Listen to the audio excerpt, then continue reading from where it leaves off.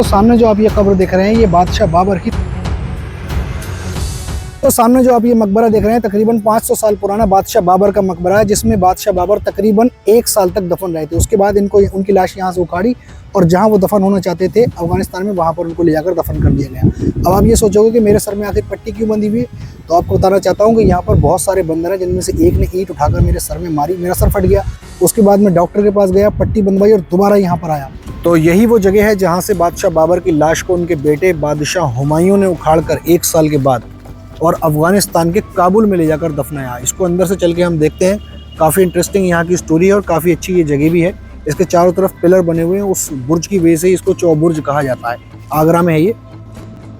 तो इसके अंदर वैसे बंदर बहुत हैं। आप कभी भी यहाँ पर आओगे तो ध्यान से आना, क्योंकि यहाँ पर बंदर बहुत हैं। 2-4 बंदे इकट्ठे होकर आना। और ये मैं आपसे बताता हूँ, सारे के सारे जानवर जितने भी यहाँ पर बैठे हुए हैं बंदर, ये सब जंगली बंदर हैं। और जंगली जानवर का कोई भरोसा नहीं होता कब किस पे हमला कर दे। वैसे आमतौर पर हमला करते नहीं है, लेकिन इनका कोई भरोसा भी नहीं है भाई। ये देखो आराम से बैठ के यहाँ पर ये नहा रहे हैं पानी में। इसके चारों तरफ ऐसे ही छोटे छोटे हौज बने हुए हैं और उसके अंदर पानी भरा हुआ है। आइए अंदर चलते हैं, मकबरे के अंदर से चल के देखेंगे। तो इसके अंदर चल रहे हैं हम। अंदर जो कब्र है ना बादशाह बाबर की, जहाँ से उखाड़ कर उनकी कब्र को ले गए अफगानिस्तान, वो जगह हम देखेंगे। सन 1530 में बादशाह बाबर को यहाँ पर दफनाया था। लाखौरी ईंट जो होती है, छोटी वाली बादशाह ईंट, उससे ये मकबरा बनाया गया है। आइए अंदर चलते हैं।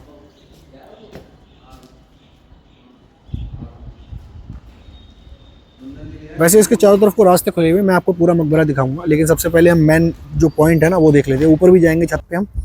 तो ये वही पॉइंट है जहाँ पर बादशाह बाबर दफन थे। तो यही वो जगह है जहाँ पर बादशाह बाबर को तकरीबन 1 साल तक दफन किया गया और उसके बाद उनकी लाश को यहाँ से उखाड़ा और दोबारा जहाँ पर वो दफन होना चाहते थे अफगानिस्तान में, वहाँ ले जाकर दफना दिया गया।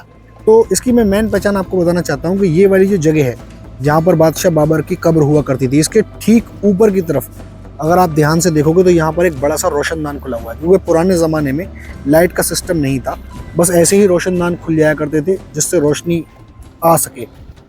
तो अभी मैं आपको ज़रा इसका चारों तरफ से राउंड करा देता हूँ, उसके बाद हम ऊपर चलेंगे। इसके ऊपर बड़ा अच्छा शानदार व्यू आ रहा है। यहाँ से एक रास्ता इस साइड में जाता है और ऐसे ही दूसरा साइड में को अगर आप देखोगे यहाँ पर, तो ऐसे ही इधर को भी रास्ता जाता है। अभी हम उधर भी जाएंगे।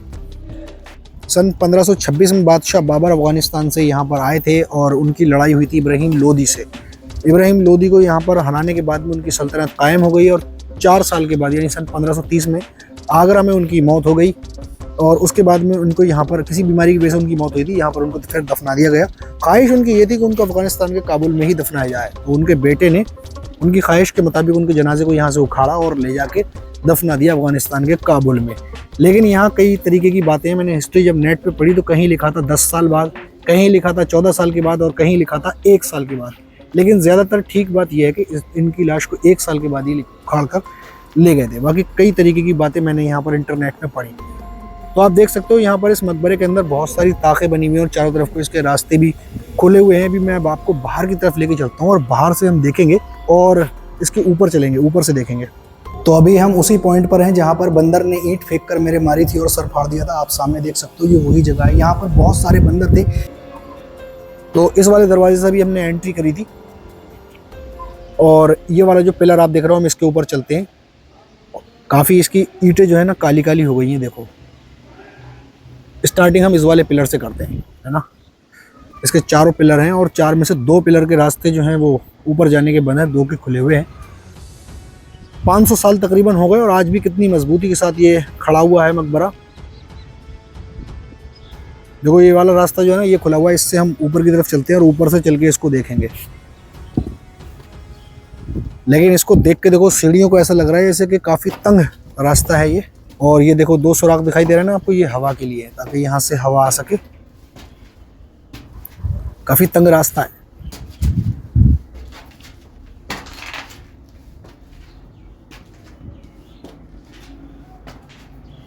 तो अभी हम ऊपर की तरफ आ चुके हैं। ये मकबरे की छत है और यहाँ से मैं आपको दिखाऊंगा जो बड़ा वाला रोशनदान है, जहाँ से डायरेक्ट रोशनी नीचे जा रही है और उसी रोशनी के जस्ट नीचे कब्र हुआ करती थी बादशाह बाबर की। कहते हैं बादशाह बाबर काफ़ी नेक शख्सियत थे।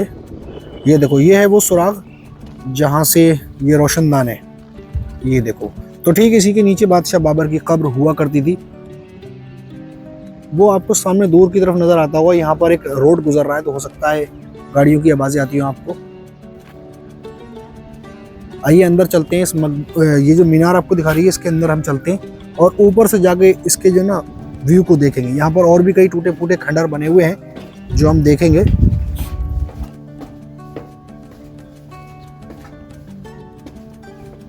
तो अभी हम मीनार के ऊपर आ चुके हैं और यहाँ से आप इसको देखोगे तो एक अलग ही लेवल का शानदार नज़ारा हमें देखने को मिलेगा। ये देखो, इसके 4 बुर्ज बने हुए हैं इसके चारों तरफ, और ये वाला जो पिलर आपको दिखाई दे रहा है ना, ये वाला सामने में जूम करके दिखाता हूँ, ये वाला, इस बुर्ज के ऊपर खड़े होकर हम देखेंगे एक उस साइड में एक और खंडर बना हुआ है जो पुराने ज़माने का हमाम हुआ करता था, वो अभी मैं आपको दिखाऊंगा। आइए नीचे की तरफ चलते हैं और नीचे से चल के उस दूसरे पिलर पे हम चढ़ेंगे। एक चीज़ मैं आपको और दिखाता हूँ, ये देखो यहाँ पर कितने ज़्यादा बंदर हैं। ये देखो, जूम करके दिखाता हूँ, ये देखो यहाँ पर ये सारे बंदर जो है ना आसपास यहाँ से भाग गए हैं। तो अब यहाँ पर बहुत थोड़े बंदर रह गए, बाकी इधर उधर को भाग गए।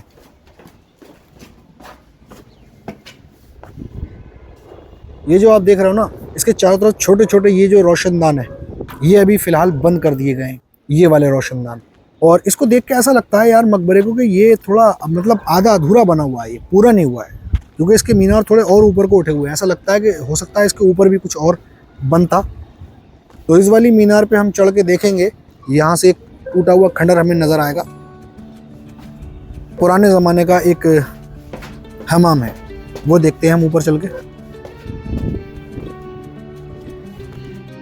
तो अभी सामने जो आप ये जगह देख रहे हो, ये वाली, ये बिल्कुल खंडर है।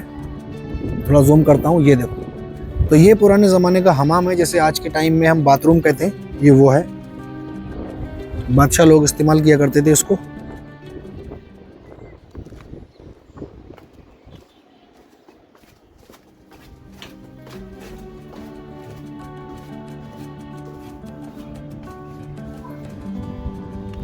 इस साइड में चल के मैं आपको एक और चीज़ दिखाता हूँ। यहाँ से एक गुम्बद नज़र आ रहा है, वो किसी मकबरे का गुम्बद है या कोई मतलब मस्जिद है, कह नहीं सकते। अगर आपको पता हो तो आप मुझे बताना। यहाँ से मैं आपको दिखाऊंगा थोड़ा जूम करके। इस साइड में ये देखो, ये किसी मस्जिद का शायद गुम्बद नज़र आ रहा है, यहाँ से नज़दीकी है कुछ, लेकिन कह नहीं सकते कि ये आखिर है क्या।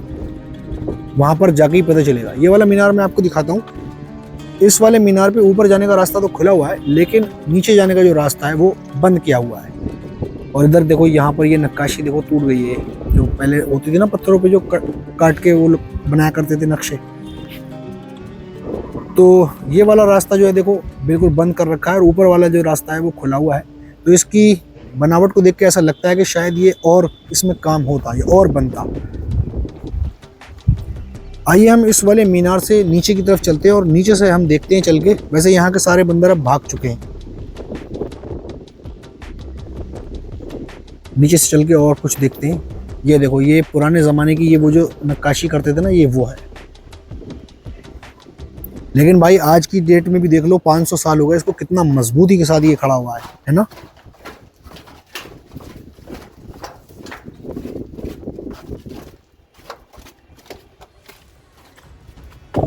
तो जिस तरीके से ये हौज़ है, ऐसे ही चारों तरफ इसके हौज़ बने हुए हैं, और चारों तरफ से ये एक सा ही है। चारों तरफ ऐसे ही दर खुले हुए हैं, इसके मेहराब नुमा डिज़ाइन बना हुआ है और बुर्ज बने हुए हैं।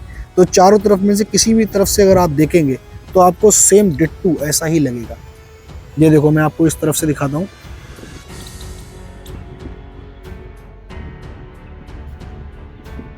आपको मैं यहाँ से दिखा रहा हूँ तो आपको ऐसा लगता होगा कि एक ही साइड से मैं शायद आपको दिखा रहा हूँ, लेकिन ये ऐसा नहीं है। ये चारों तरफ से एक जैसा है। देखो, इस वाले हाउस के अंदर पानी भी नहीं है ना।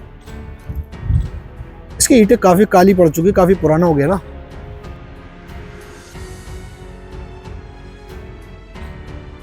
तो अभी हमने इस मकबरे को चारों तरफ से घूम के देख लिया है, इसका राउंड भी लगा लिया है।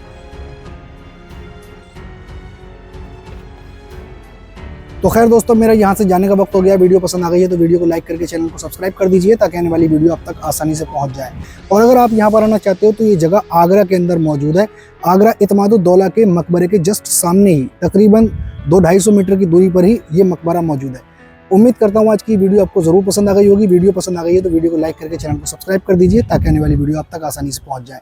मिलते हैं फिर एक और नई वीडियो में।